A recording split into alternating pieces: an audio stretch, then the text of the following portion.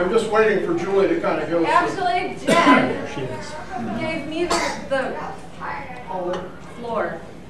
She said I'm supposed to introduce you.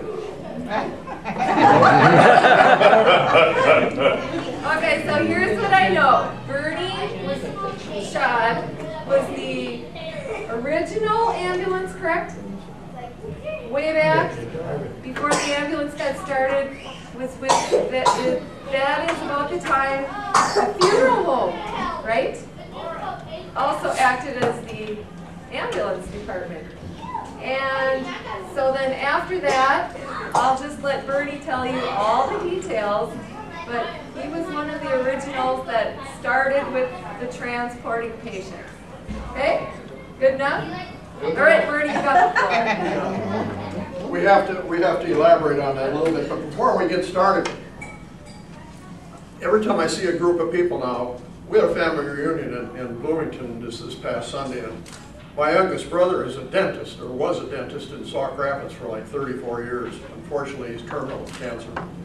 But he was at the family reunion, and a bunch of us were sitting around on the deck, and he told us a cute little story about the tent revival. You're all familiar with the tent revivals that they used to have down in the southern states. Sinclair Lewis wrote a book called Elmer Gantry about that whole situation. Well, anyway, they had a huge crowd of people under the big tent, and the fellow who was conducting the program gave about an hour and a half of hellfire and brimstone. It was just a roaring and a going like they do, you know, a whole bit. And when he got done, he said, well, now we're going to do the healing. So a number of people came up to him and had ailments of different kinds, and he was working on them. And finally, this fellow got up in front of the line, and he said, what can I do for you, brother? He said, well, I'm worried about my hearing. So he went up to him and he put his hands on his ears, you know, and he did a whole bunch of incantations, and he spit on his fingers and rubbed him in his ears and did a whole bunch of stuff. When he got all done there, he said, I'm sure you're much better by now. And he said, well, not really. My hearing isn't until Friday. So anyway. Well, Julie said that I was one of the originators of the ambulance service in Melrose. That's not quite true. The reason that I had an ambulance service in Melrose was because I had the only vehicle in town that would work for that kind of thing. My predecessor, how many of you remember Elmer Schonecker? Is there anybody in the room here that remembers Elmer? A few of you do, yeah. Elmer was my predecessor, and he was the funeral director here for like 20 years. And he had the ambulance service before I did. And in fact, when I came here, when Mary and I came here to look at the funeral home, he showed us through. And then he took us out in the garage and said, here's your ambulance. And I said, like, what? I said, I don't know anything about that. He said, well, I didn't either. He said, just use your common sense. So we wound up with an ambulance. The ambulance at that time was a Cadillac hearse. And for whatever reason, Elmer had purchased this thing, and it was white on the top and pink on the bottom, if you can imagine that. But anyway, it served the purpose. We had a siren under the hood, and we had a bubble that I could put through a hole in the roof and hook up the electricity to, and throw a cot in the back, and go. And our equipment was very, very minimal. It was just a cot, and there was a container up in the front of the back of the thing that you could open the door, and there was what we would call an emesis bowl there in case somebody had a barf. And first aid kit, we had that. And as I recall, we moved into Melrose on October 15th, 1966. And the former owner, Mr. Schonecker, left the day before we moved in to go to Texas to visit his son. We had a visitation. We moved in on Saturday afternoon. We had a visitation Sunday, and a funeral Monday, and a visitation Monday afternoon, and a funeral Tuesday. And I didn't even know where the heck the light switches were. But thank God I had a fellow named Ted Wells in town, who some of you will remember, who was our helper. He had been Elmer's helper and Elmer's predecessor helper, so he had lots of experience. And I really relied on him. But anyway, I'm sitting there through the course of these two funerals. I'm brand new, as I said, sweating bullets, because I thought to myself, what happens if I get an ambulance call? I don't know where to start. Thank God that didn't happen. But I do recall on Monday morning when we had the funeral service here in Melrose at the Catholic Church that Father Hemmelgarn, who was an assistant pastor, was supposed to have the funeral mass at 10 o'clock. Ted and I came to church, got the body into church at 10 o'clock and no priest. And we stood there for about 10 minutes, and of course I'm starting to be my first one and no priest. So Ted finally went over to the rectory, and the pastor was over there, Father, what was his name? Yep. Help me out, Mary. Who was pastor when we came? You're asking the wrong person. I can't remember anything. I thought I had the only bad memory in the family. But anyway, he said to Ted ran over to the rectory, and he said, who's going to say the Mass? And he said, I already said mine too. I can't do anything for you. Well, it turned out Father Hemmelgarn went out to Ward Springs to say a Mass that morning. And such a beautiful fall morning, he decided to drive all the way around the lake and look at the leaves, forgot all about the funeral Mass. Walked in 20 minutes late. Thank God that never happened again. But anyway, as we went along, I think it was maybe 2 weeks here, and we had a little snowfall one Saturday night, and Sunday afternoon, 3 of our local kids were tooling down Main Street about 50 miles an hour. Lost control of the car, and back at that time there were a row of trees right along where the city maintenance facilities are now. None of you probably remember that row of trees, but I sure do, because they slid right into one of them. And somebody called me for the ambulance, and I got into it, and tearing down the street and came on the scene of the accident. Here's a kid sitting on the curb. And this is a little gross. I hope nobody passes out when I talk about this, or maybe I shouldn't. But anyway, he had some severe head injuries from bumping into the windshield, and he was just a... So the first thing I did, I ran right for my first aid kit. And I got it out, and then I thought to myself, you idiot, the hospital's 4 blocks from here. That's their job, not mine. So that's what we did over the years. Anybody was hurt or in a car accident or whatever, we just loaded them up best we could and took them to the hospital. So, Melrose is a little different community geographically. I don't know how many of you know of any town our size that has a freeway running through it, a river running through it. Oh, by the way, that's a great movie and book. A river runs through it. And a railroad track that ran through it when we first came here. And, of course, a collection of street signs that, to me, never made any sense. That's all going to be changed next spring. We start putting in new street signs. And, you know, you get a call at 2 o'clock in the morning and somebody's in a total panic. Where's your address? What's your address?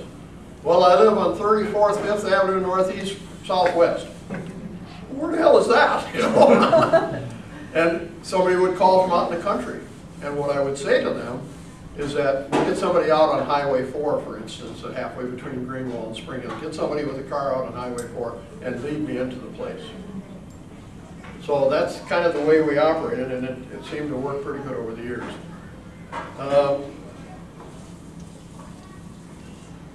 I've made notes because I'm 79 years old. The memory doesn't work quite as good as it used to. Another feature that happened while we were here with the ambulance service was the construction of the freeway through. And being that there was still a lot of traffic on the old highway, which was about as dangerous a road as you could take, and some on the new freeway, we had numerous ambulance calls on that freeway. The railroad was another problem. When I came here, people told me, they said, you will have a fatality on the railroad crossings in Melrose every year, at least once a year. Folks, how lucky we were, it never happened. All the while I was here with the railroad tracks, we've never had a fatality within the community. But I have to tell you that in a 3-year period, I was involved in 19 fatalities on highway crossing from Freeport, including Sauk Center and back. Sauk Center twice, 6 kids in a car. Oh, the one time there were some adults too. Those were really challenges. But we were able to survive and get through it all, bad back and all. Lots of goofy lifting. Over the years, when I first came here, I should tell you this. When Elmer presented the ambulance to me, he said, by the way, he said, you will be subsidized to the tune of $800 a year by the city. And he said at one point I wanted to get out of the ambulance service because my back was starting to bother me and the whole bit. And he said that was their way of preventing or presenting an incentive to me to keep it. So you will be getting $800 a year as an incentive to keep the ambulance. Well, you're shaking your head. So it worked out. We were able to manage it. It was a pain in the butt at times, you know. I'd get the hearse all cleaned up and ready for a funeral at 10 o'clock in the morning and have it parked out in front all ready to go, and at 9:30 the phone would ring and somebody needed the ambulance someplace, and it was the only one we had, so we had to go and just make do as best we could. I remember going out to the lake with Ted Wells one morning when we had a funeral just about to start, and we knew if we made the call quick and got back to the hospital and got back, we'd be on time. We got out and it was an elderly man who was hurting, and as we were loading him on our cot, his son or grandson was standing there next to him, and he said, "Don't you worry about a thing, Mr. So-and-so." He said, with what these people are going to charge you, they could carry you into the hospital in Melrose. I just kept right on working, and Ted looked at him and he said, "Hey, just a minute." Another time we took an old fellow from Greenwald who fell and damaged his shoulder really bad to the Vets Hospital in Minneapolis. And if you didn't get to the Vets Hospital in Minneapolis by 4 o'clock, you couldn't get a patient in there. Well, we were about 15 minutes late, and there was a guy walking around there who was the head official, and he had a big tummy and his pants were about this size, grumbling and groaning. And finally Ted looked at him and he said, "Hey," he said, "we couldn't get him to break his shoulder any sooner." So we had some humorous things go along through those times. But in 1970, the state passed a law that said in order to run an ambulance service, you had to have a certain level of equipment, vehicle, and personnel training. And I didn't have any of it. So I went to the city manager and I explained to him what was going on and that I was getting out of the ambulance service. I said, in 6 months I'm going to be getting out of the ambulance. "Oh no, you can't do that. We're paying you to keep that in. You can't do that." I said, "Al, you're not listening to me. In 6 months the law is changing as of August 1st when laws change. I believe it's August 1st. And I'm going to be out of the ambulance service because I in no way can I rise to the level of the service that's required now." And I said, "I will help you in any way I can to get a new service established." And so he and I and a couple other people drove around to Wilmer and St. Cloud, and we looked at the ambulance services that they had, and Melrose was able to fulfill the requirements by presenting to you people and to the customers in the whole area here a wonderful, wonderful ambulance service. We have 3 beautiful vehicles, we have trained personnel, we have a wonderful group of EMTs, and I must congratulate you people that have worked with all these years on what a wonderful service that you have. Before I stop talking, I certainly need to say thank you to some people that helped us so much during those times. My wife Mary, who the minute I walked out of the funeral home had not only the kids, because we lived in the funeral home, but the phones, funeral home phones, and if I had a visitation going on, sometimes she had to step out and help with that. Ambulance call? I remember one night we had 2 visitations going on, and I went up to the service station on the corner to see if the fellow would clean my hearse in the morning, because I just didn't have time to do it.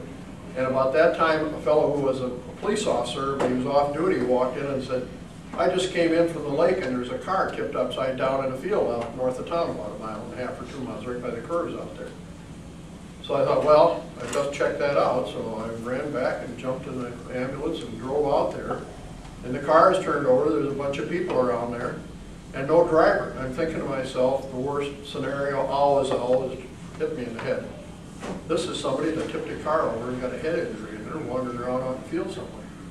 So we established a search party, and it was wet and muddy, and I'm walking through mud that deep in a cornfield with my suit and good shoes on. She's taking care of the 2 visitations back at the funeral. We never did find anybody. Later, I found out that the kid who tipped the car over was over in the bar in New Munich bragging about the fact that he wrecked his car. There were some frustrating times too. And back then, you know, the ambulance charges weren't all that much, and so you'd send out a bill and never get paid, but it wasn't a big deal. I recall one time in town here, a fellow called, an older fellow, and he said, "You got to come and take my wife to the hospital." I said, "Okay." So I called Ted at his little grocery store. He met me on the curb, and he said, "Where are we going?" And I told him, he said, "That lady's a hypochondriac." He said, "You'll be taking her to the hospital every month." We went over, we loaded her up and took her to the hospital, and a month later the old gent called me again, and he said, you gotta come and take my wife to the hospital. But he said, this time, he said, don't bring that Wells guy with you. He said, I'll help you, and then you can send me a bill for $10. The original was $15. Boy, folks, I don't know what's in the air. We need a hard freeze. My nose is running today. Must be the ragweed or something. But anyway, lots of fun over the years. And getting back to thanking people, Mary, you'd be number one on my list, of course. Our daughter Julie worked at the funeral home for a number of years. She told me, she was just a little girl, she said, when you would go out on an ambulance call during the night, Dad, she said, I always woke up. And she said, I'd go sit on the floor cross-legged and look out my window on the north side of the building waiting for you to come back. One morning, Ted and I went, no, Norm Ottman and I went out to St. Rosa for a funeral. And we always came into St. Rosa from the north side because we could park the hearse right south of that long walk that goes up to the church, and that worked out well, and the family cars parked behind us up the street and so forth. Well, that morning, as I pulled the lead car past that sidewalk, I looked up towards the church, and here this fellow was escorting his elderly mother into the church, and she was going to take the first step up, and she went right over backwards on the sidewalk. And I knew just looking at her that she was gone. But I grabbed Ted, I pulled up and parked, and I ran back to the hearse, and I said, get the pallbearers together and get the casket out of here and get it up to church. And Elmer Gangle had a bar across the street, and he was just walking across the street, and I said, Elmer, get in that thing as soon as it's empty and drive it up and back it up on by that sidewalk. I hollered at somebody else, go ahead and get Monsignor Wiseman out here. And somebody else was coming across the street, and I said, go find me a blanket quick. And Ted took the procession up and got him into church, and we backed the hearse up and put her in a blanket and put her in the hearse.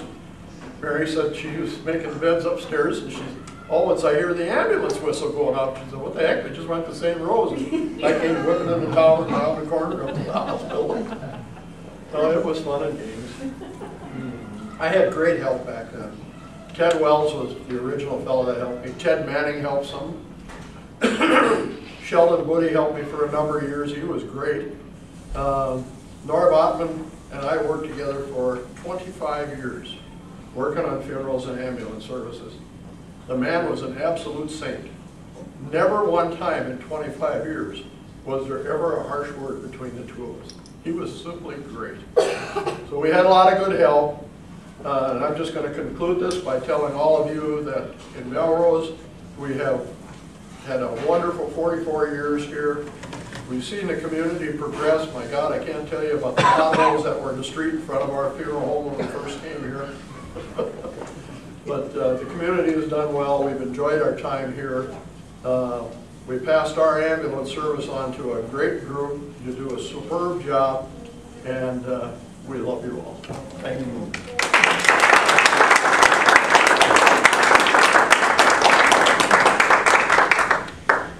Questions, anybody? Probably not. How much training did you have, Bernie? Well, let's see. I was born and raised and grew up on a farm in southeastern Minnesota. Carrier cattle. After I graduated from high school, I spent 9 years doing lots of different things, the last 2 in the service. And I met a lot of guys when I was in the service who were either college students or college grads. So when I got out of the service, I thought to myself, well, I think it's time now I start doing something. But through all of those years, I think that my experience as far as an ambulance driver is concerned would be summed up in a gesture. What you learn as you go. And many times, Ted and I would go out in an accident someplace, and you just had to use good judgment. Prom night. Get right to you. Prom night, we went out to the road between Spring Hill and the road that goes from New Munich to St. Martin. There's a Cypherman's Bridge down in there. 2 carloads of kids were chasing each other that night, and that was a gravel road at the time. And the lead car went off that bridge and down into the river, upside down. The kids coming behind them were behind them a ways because of the dust on the road. When they got across the bridge, there was no dust. So they turned around and went back. And we got called out to that, and that was a real mess. But all those people survived, and one kid did have a broken back, and we carried him out of the middle of that river. I carried a farmer, Ted and I carried a, no, not Ted. Norman and I carried a farmer with our funeral suits on through a cow yard that had a stream about 15 feet wide running through it. And got out there and got all fussed up and had a heart attack. Probably know what I'm talking about. So there were, yeah, lots of interesting. Gee, good. What did you charge for a typical run? What the patient For a paid? charge, you know, and before I start telling you the story about the little fellow in town here, the local charge at that time was $15. So that's why he said when you come the next time, don't bring that guy with you. You can send me a bill for $10.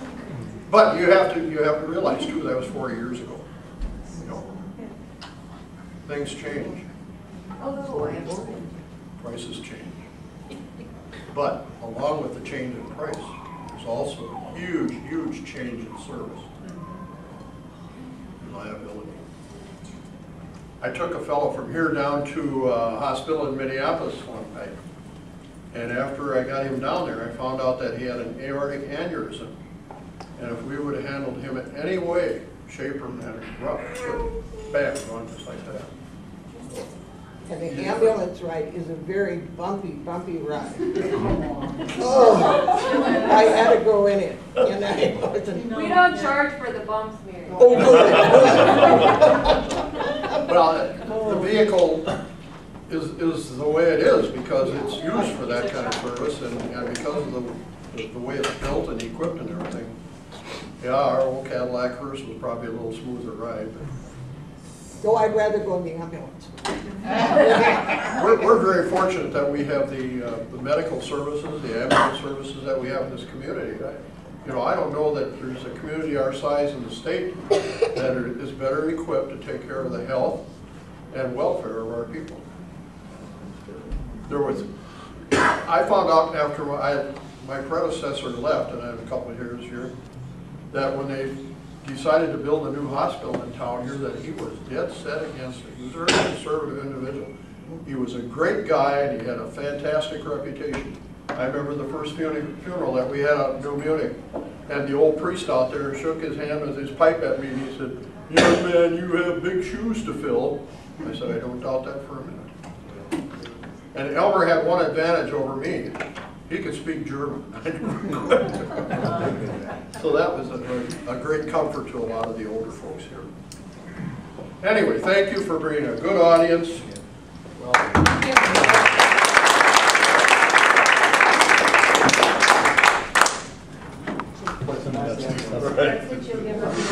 Anybody that wishes to leave, do now. Randy talked to Roger and asked him if he would just say a few things about what it was like when he was on. She didn't know that. Randy didn't tell us. He didn't tell her? No, and then he decided to go four-wheeling this weekend. So, yeah. So this is Roger Paschke. He was on the department. He can tell you how long.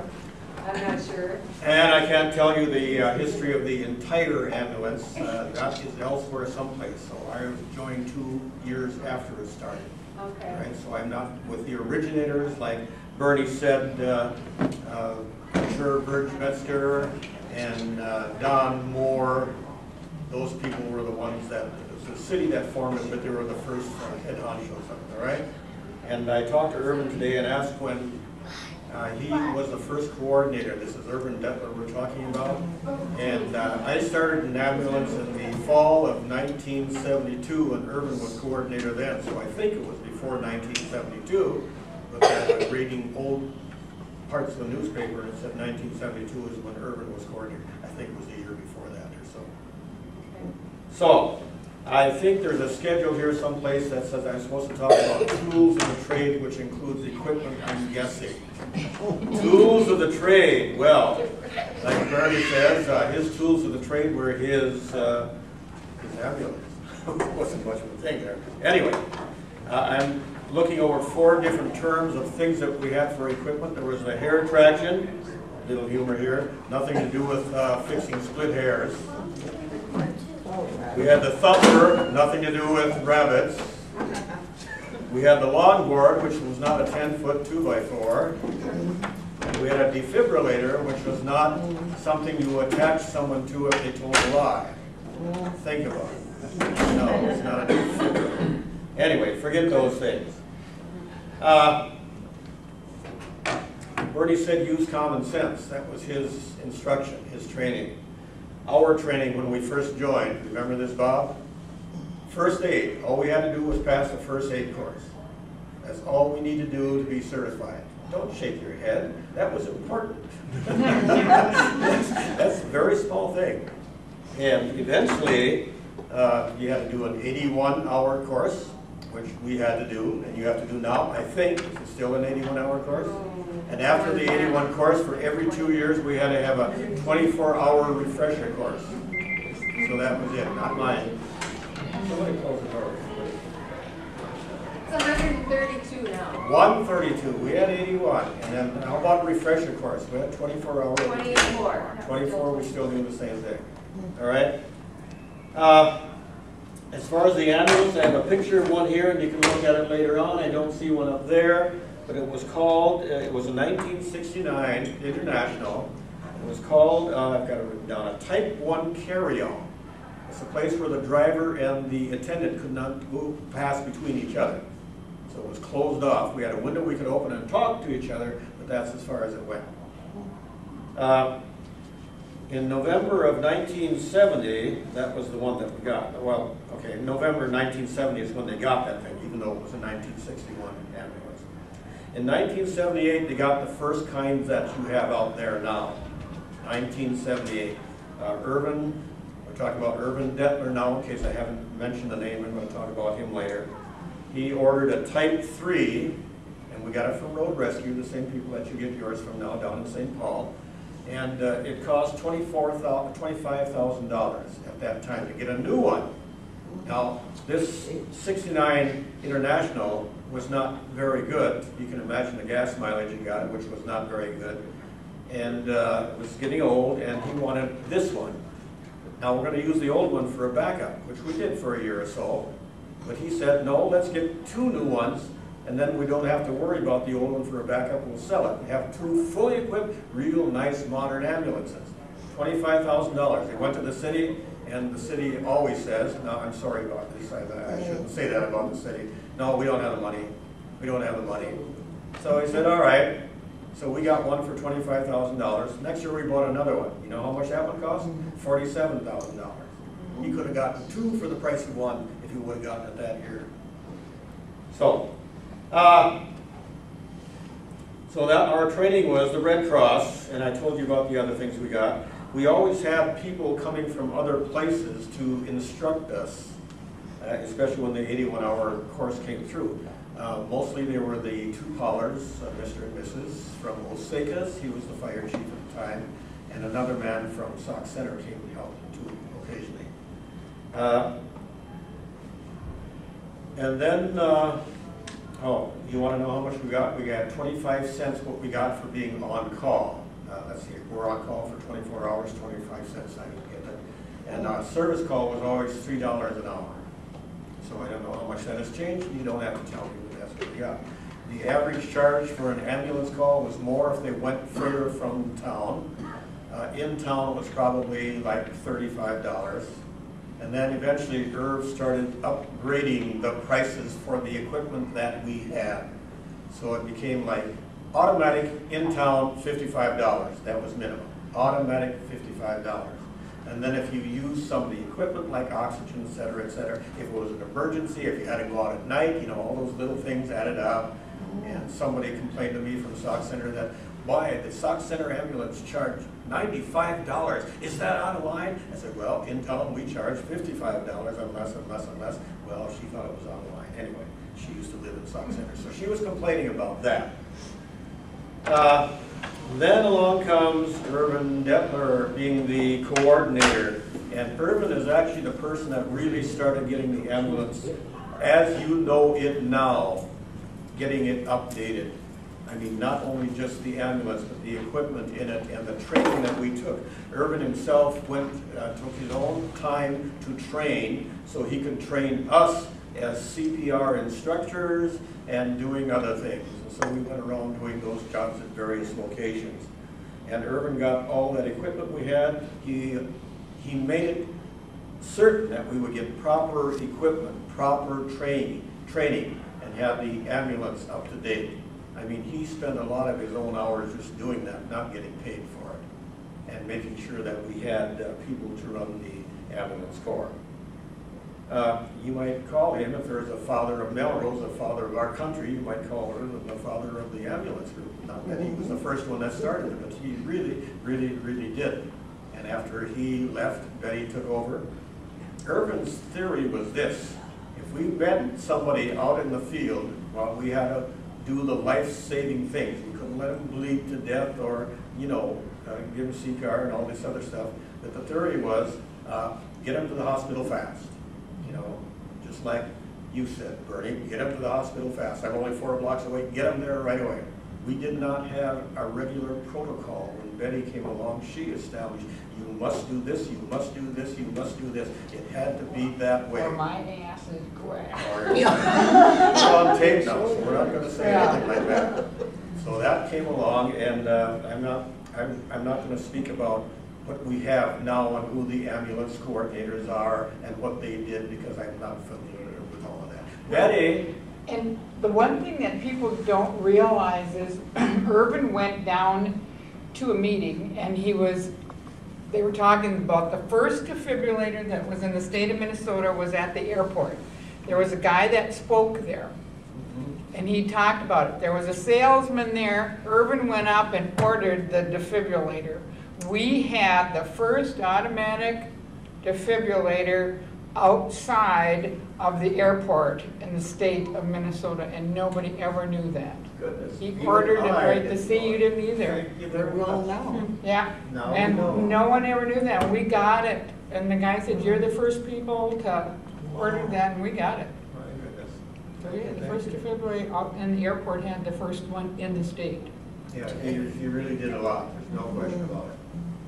I'm going to mention the first people that I was on with. I started in 1972. At that time, Marv Niehoff, Irvin Detler, Connie Salzman, Joe Weber, Bob Derrick, sitting right here, and Edna Broxton, I believe the only lady on the corps, and Jean Frank. Now, those were the only people on the corps at the time. Later on, a whole mess of them, a whole bunch of them came on. And we had particularly a lot of nurses. Edna Broxton was a nurse, which really helped, right, with the training. And then we had a whole lot of other nurses, too, which really helped. So, from the outlying area, Irvin also had some people that could not get into town fast enough, that if there was some medical emergency, they trained with us, and people would call them, or we would call them and say, go to this site first, and the ambulance will be there later. And Greenwald, we had Angie Kulzer and Jane Welly, and Gray Eagle, we had Jerry Folta, and Bertram, Jerry Hogg, yes. And that area, we had people there, see, so we could rely on other people too. Otherwise, I really don't have anything to add unless you have some questions. That was the history when I was there. And anybody, any questions that you might ask? Why they asked me to do this, I don't know. We should maybe recognize some people like Bob Derricks is here. Nobody else is in the room, I believe. Lori Jackals. And I had one run with you, Roger. yeah, I remember that. I don't remember which one it was, We but I went to remember the it. city. All right. Some incidents that happened that were kind of funny. Edna Broxton, Connie Salzman. Connie was driving, Edna Broxton in the back as the attendant. They took a person that was in a coma or unconscious, whatever. They drove into the University of Minnesota Hospital parking lot, which is underground, and Connie is backing up and he hits a garbage can, a tin garbage can. And that thing went rolling down there and the guy sits up and said, "What was that?" So that's one incident. I can think of a lot of funny incidents. You don't get many funny incidents in an ambulance, right? So crazy things happen to them. Okay? My wife said I should tell you about an incident that happened to us at the funeral. We had a visitation going on, and there was a lady sitting in the back row in the chapel who was very, very pregnant. And all at once she got up and took off and went downstairs into the restroom. And her sister happened to be sitting up a little further, saw her leave, so she went down, and the sister came running back up to me, and she said, "Have you got some towels? My sister's water just broke." Oh, God, yeah. So it wound up that she wanted to be taken to the hospital. But not here. And I called Ted Wells to come over and help me, and we loaded her up in the back of the hearse, and I said, "You get in and ride with her." And he said, "What's the matter with her?" And I said, "She's having a baby." He said, "I'm not riding back with her." He said, "I have 8 children. I'm not riding back with her." And I had just been shopping, and I came in the back door we lived in, and Bernie comes running out, and he said, "We need towels, we need towels." Well, that's what I purchased that day. So this lady got the brand new towels. They were the handiest. Oh, Well, Lord. he didn't ask for hot water too. Yeah, out there. Hot water, right? Funny. And the best part of that was we wound up taking her from the Melrose Hospital to some hospital in the city, and she didn't have a baby for a whole month. Yeah. So it was one of And those all miracle this deals, you know. hurry. Oh, Lord. So I thank you very much. Okay.